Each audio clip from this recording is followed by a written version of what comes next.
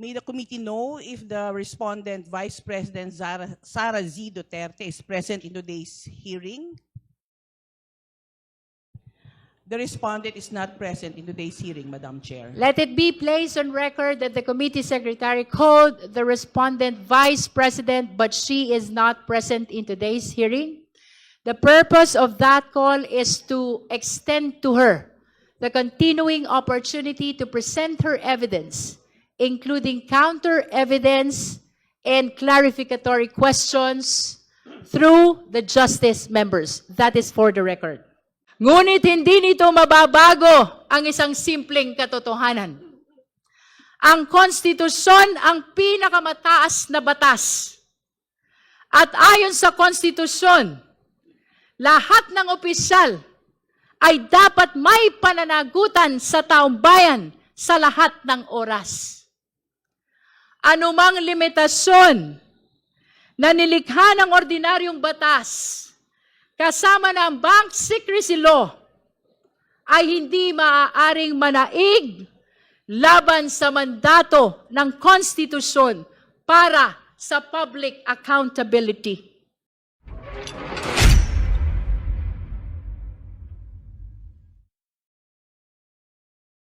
Itutuloy natin ngayon ang pagdinig na ito. But before we move forward, it is important, once again, that we look back dahil ang bawat hakbang natin ngayon ay nakatayo sa mga ebidensyang nailatag na sa mga nakaraang pagdinig. Noong April 22, matatandaan na marami tayong mga resource persons. Ang Ombudsman, ang Anti-Money Laundering Council or AMLC, ang Securities and Exchange Commission or SEC, at ang Bureau of Internal Revenue o BIR. Sa pagdinig na yon, we entered what we describe as the territory of forensic truth, kung saan hindi opinyon ang nangingibabaw, hindi haka-haka, kundi opisyal na record. Mga record na punong-puno ng numero, at ang mga numerong iyon ay nagsalita. Tatlong bagay ang malinaw na lumitaw. Una, ang mga salin na walang cash o cash deposits. We began with the Office of the Ombudsman, which confirmed the Vice President's submission of salins. Ito yung tinatawag natin na Statement of Assets, Liabilities, and Net Worth. Kapansin-pansin na mula 2016 hanggang 2024, tumaas ang net worth ng Vice Presidente mula 34 million patungong 88 million. Ngunit kapansin-pansin din na mula 2019, zero cash o cash deposits ang idineklara. Wala kahit 5. Kaya hindi maiwasan ni Congressman Joel Chua na magsabi, di wow. Wala daw cash o cash deposit. Tama po ang dinig ninyo. Walang cash sa bulsa o kahit sa bangko. Kung biro man ito, hindi ito nakakatawa. Dahil kung walang cash o cash deposit, ang tanong, paano umikot ang pera? At kung walang laman ang bangko, paano lumaki ang yaman? At paano nakapag-deposit si Congressman Percy Sendanya sa isang bank account na nakapangalan sa Vice Presidente? At ibig ba nitong sabihin ay ang Vice Presidente ang kaisa-isang opisyal sa buong Pilipinas na walang land bank account? At iyan ang mga tanong na iniwan ng SALN. Pangalawa, ang AMLC at ang bilyon-bilyong galaw ng pera. Sumunod na nagpahayag ang AMLAC, isang ahensyang walang kinikilingan, isang ahensyang sumusunod sa datos. At sa pagtatanong ni Congressman Terry Ridon, nakita natin na ang datos ay malinaw. Kinumpirma ng AMLAC ang mahigit 630 covered transactions at 33 suspicious transactions na nagkakahalaga ng kabuuang 6.7 billion pesos. Siguro, magandang isipin kung gaano kalaki ang halagang ito. Mahigit 6 na bilyong piso.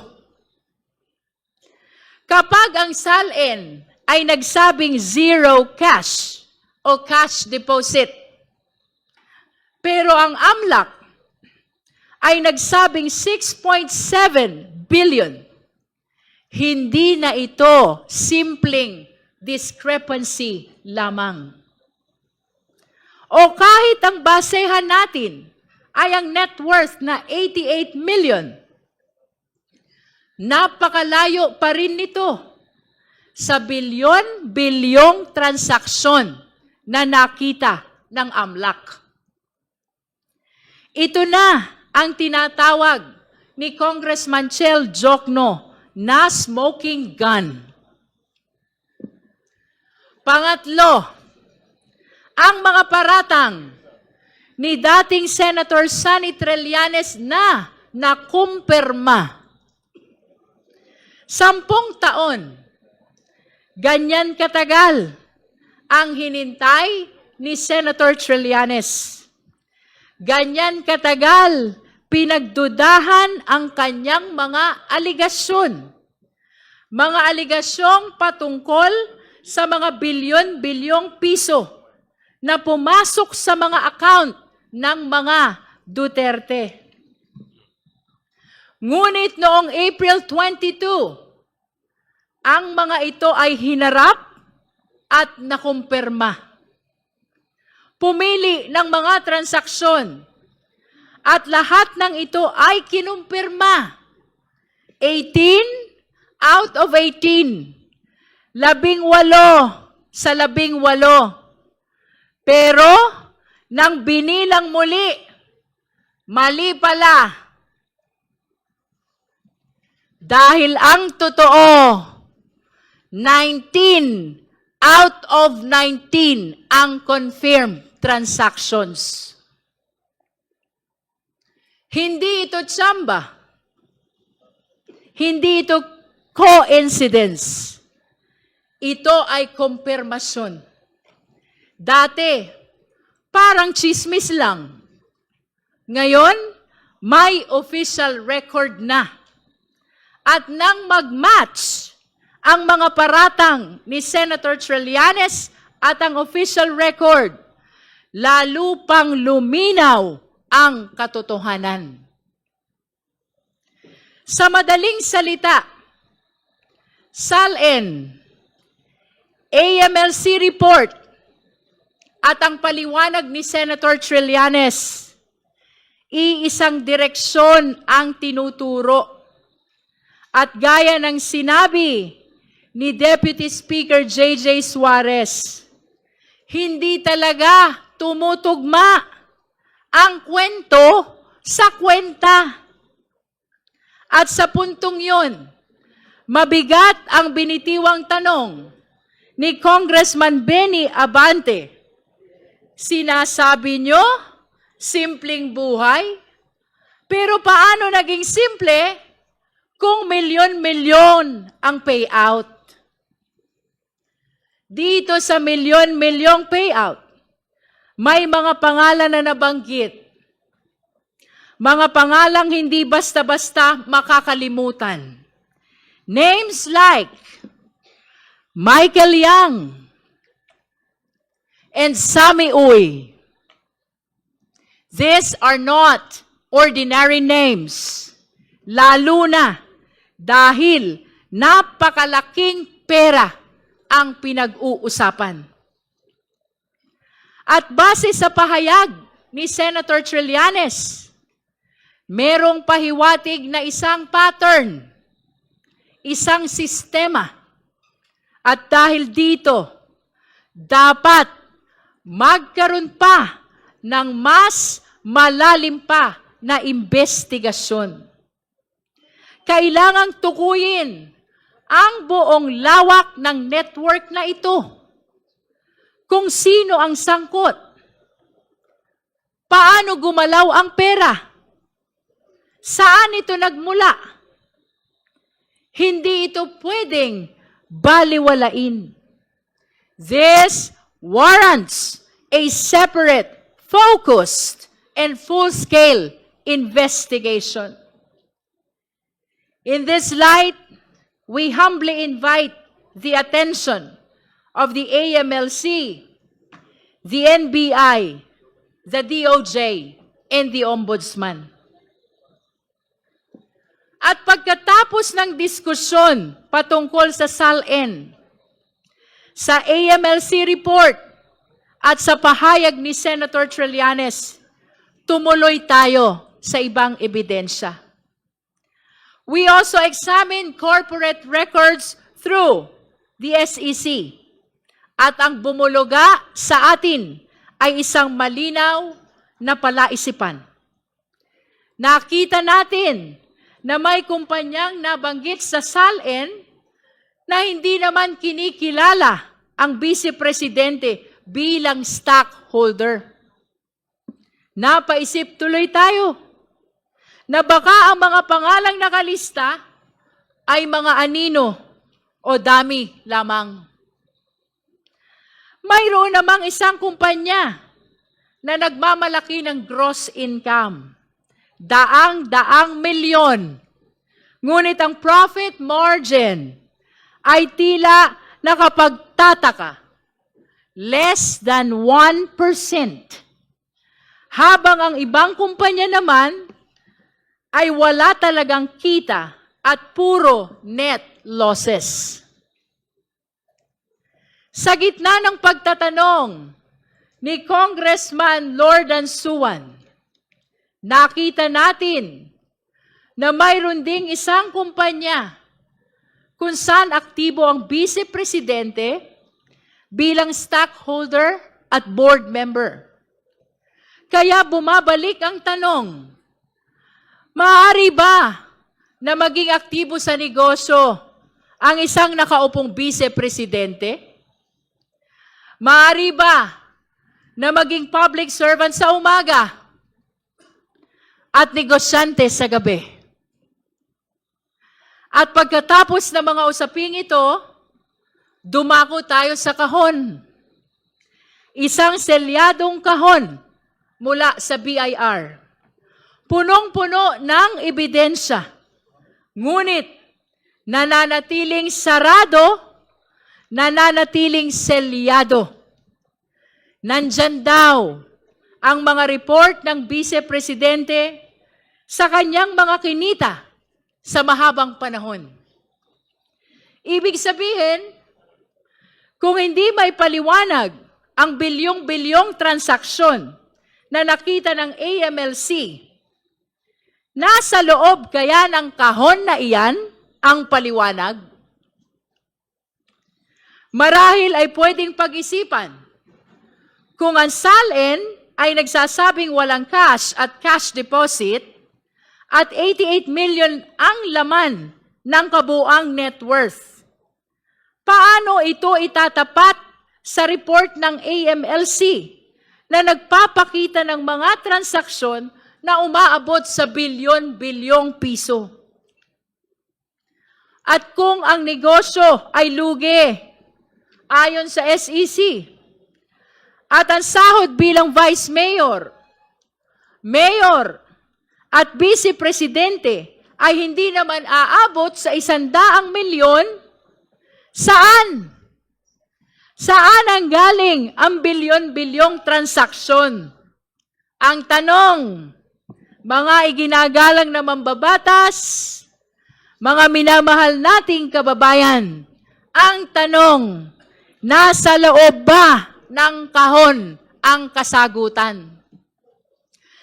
Bagamat pansamantalang ipinagpaliban ang pagbukas ng selyadong kahon, malinaw sa ating lahat, ang kahong iyan ay hindi lamang kahon ng papel.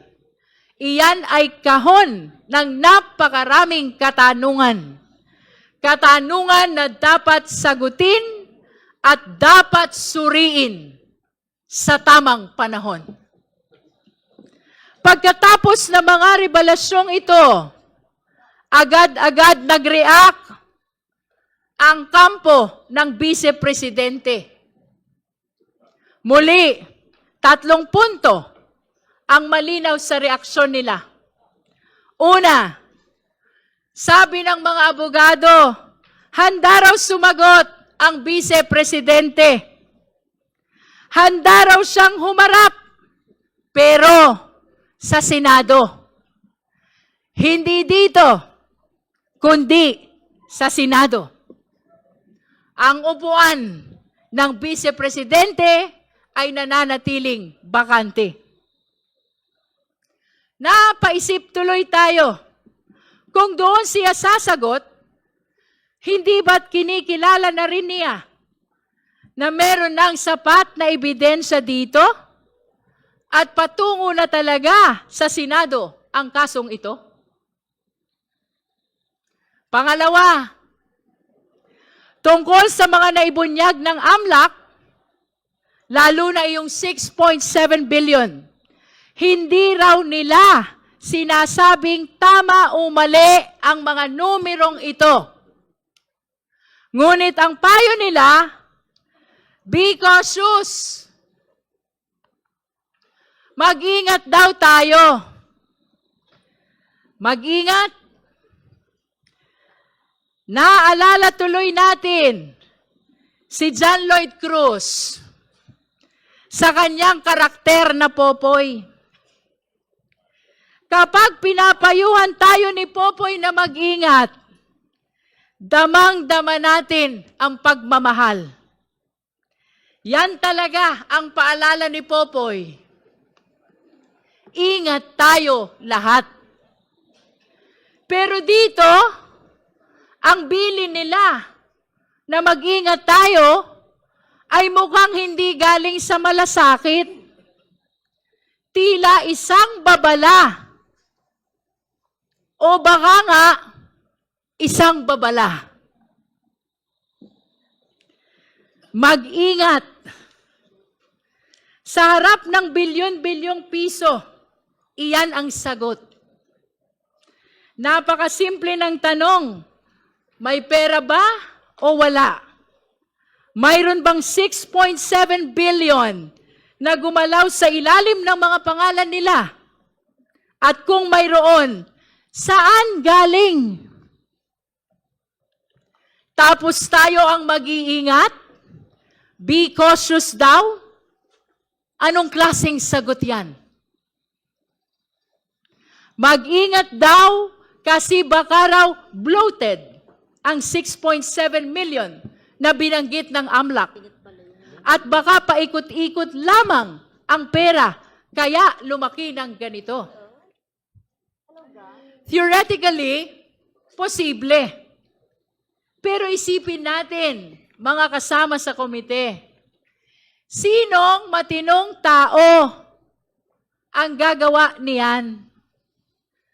Anong klasing tao ang paglalaroan ang pera ng ganoon? Paikot-ikot? Palipat-lipat? Inflow? Outflow? Sa loob ng napakaraming taon. Para ano? Para umabot sa bilyon-bilyon. O baka naman, ito na nga ang binabanggit ni Congressman Sia Adjong na nilalabhan na ang pera. Ayon sa kanya, ang paulit-ulit na labas-pasok ng pondo ay senyales ng money laundering. At kung ganoon, lalo itong dapat ipaliwanag. Kaya malinaw ang panawagan. Huwag manghula. Huwag mag-assume. Ang Vice-Presidente mismo ang dapat magpaliwanag. Kung walang tinatago, buksan ang records. Ipakita ang accounts. Pero bakit hindi ginagawa? Bakit patuloy ang pag-iwas? At ang pangatlo, sa reaksyon ng defense team, ito na nga, may bagong reklamo na naman daw na inihain sa Office of the City Prosecutor. Bagamat wala pa tayong natatanggap na opisyal na kopya ng nasabing reklamo, let me say this, handa tayong harapin ito.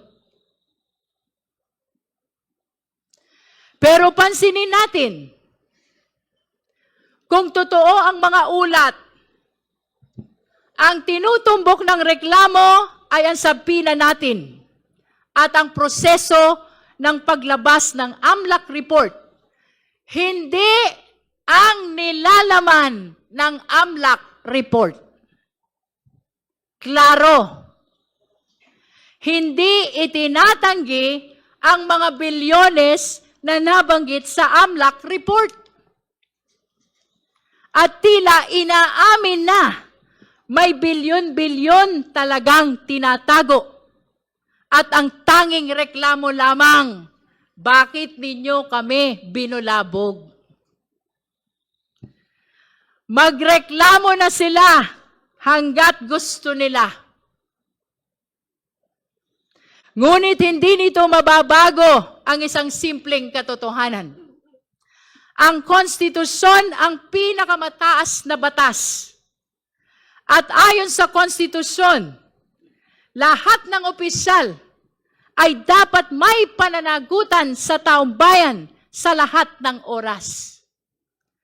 Anumang limitasyon na nilikha ng ordinaryong batas kasama ng Bank Secrecy Law ay hindi maaaring manaig laban sa mandato ng konstitusyon para sa public accountability. At tayo sa komiting ito, ang boses ng utos na iyan. Kaya nga, pwede tayo mag-issue ng nararapat na sabina. At lalo na, sa kaso ng impeachment, pwede nating hingiin ang report ng Anti-Money Laundering Council. Mga kagalang-galang na mambabatas, mga minamahal na kababayan, dagdagan pa natin ito and listen to this. Hindi nilikha ang Bank Secrecy Law para maging taguan ng hindi maipaliwanag na yaman. Ang layunin ng Bank Secrecy Law ay protektahan ang lehitimong deposito. Hindi pagtakpan ang kahinahinalang galaw ng bilyon-bilyong piso. Ang papel ng AMLAC ay siyasatin ang mga kahinahinalang transaksyon at iulat ang mga ito sa kinauukulan dahil ang pagpapalabas ng katotohanan ay hindi paglabag, kundi pagsunod lamang sa mas mataas na prinsipyo ng pananagutan. If there is nothing to hide, there is no reason to hide. There is no reason to obstruct. The only people who fear the disclosure of these transactions are those with dirty secrets. Transparency is the only response of those with integrity. Everything else is just an excuse. At tandaan natin, dati pa nilang sinubukan na harangin sa kagalang-galang na Korte Suprema ang kapangyarihan ng komite na mag-issue ng subpoena. Pero hanggang ngayon, walang temporary restraining order o kahit direktiba galing sa Supreme Court. Kaya malinaw, we shall proceed. At yan ang tatlong bagay na ginawa nila. Una, nagdeklara sila na handa silang sumagot sa Senado. Pangalawa, sinabihan tayo na mag-ingat daw tayo. At pangatlo, ang pag-file ng panibagong reklamo laban sa atin. At ngayon, narito na tayo sa puntong ito. April 29, itutuloy natin ang pagdinig. Kung ang nakaraan ay tungkol sa numero, ang pagdinig ngayon tungkol sa pagkatao. Hindi lamang kung saan napunta ang pera, kundi sino ang may hawak nito. Hindi lamang transaksyon, kundi ang intensyon. Today, this committee will therefore continue its pursuit of the truth. Sisimulan natin sa selyadong kahon na galing sa BIR. Isang kahon na naglalaman ng mga dokumento na maaaring magbigay linaw sa mga katanungan natin. Pero hindi tayo titigil dyan. Dahil pagkatapos niyan, pupunta tayo sa mas malalim at nakababahalang usapin. We will examine allegations involving threats, intimidation, possible violence, destabilization. Ang paratang na, kung totoo, ay hindi lamang nakakaalarma, kundi lubhang mapanganib para sa ating lahat. May mga video, may mga salita, may mga pahayag na kailangang patunayan. Kaya inaasahan nating marinig ang paliwanag ng NBI, National Bureau of Investigation. Sila ang magdadala ng mga video. Sila ang tutulong sumagot sa mga karagdagang katanungan tungkol sa mga ito. So let us be clear. This is no longer just about discrepancies. This is now about character. Sino ba talaga ang vice-presidente? Siya ba talaga ito? Ang vice-presidente? Ang ikalawang pinakamataas na opisyal ng Republika ng Pilipinas na malinaw na nagbanta sa buhay ng presidente, na nag-utos na patayin ang presidente. Siya ba itong uhaw sa karahasan na nakuha pang magsalita tungkol sa pagpugot ng ulo ng presidente. Is she a public servant, bound by the same laws as the person on the street? Or one who believes she is above the law? Siya ba ay lingkod bayan na yumuyuko sa batas? O isang makapangyarihang tao na gustong paluhurin ang batas? Ano ba talaga ang kanyang tunay na kulay? Iyan ang tanong natin sa araw na ito. Iyan ang susubukin nating sagutin.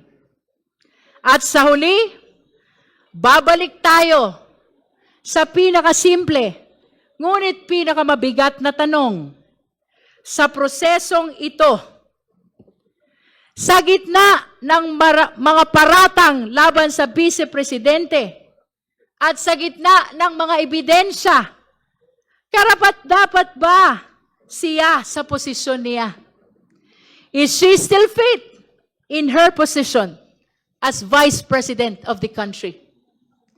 Gaya ng lagi nating sinasabi, wala tayong papanigan, kundi ang katotohanan. Saan man tayo dali ng ebidensya, doon tayo susunod. Gaano man ito kalayo, gaano man ito kahirap, doon tayo pupunta. Our mandate is clear. Our resolve is firm. Guided by the Constitution, anchored on evidence, and faithful to the trust of the Filipino people, and above all, led by the clear voice of our conscience, we shall continue this hearing. Ang sabi ng kampo ng Vice-Presidente, let us be cautious. Mag-ingat daw tayo. Ang sagot natin, let us be truthful. Magpakatotoo tayo. With that, maraming salamat po. We direct the committee secretary to call the case.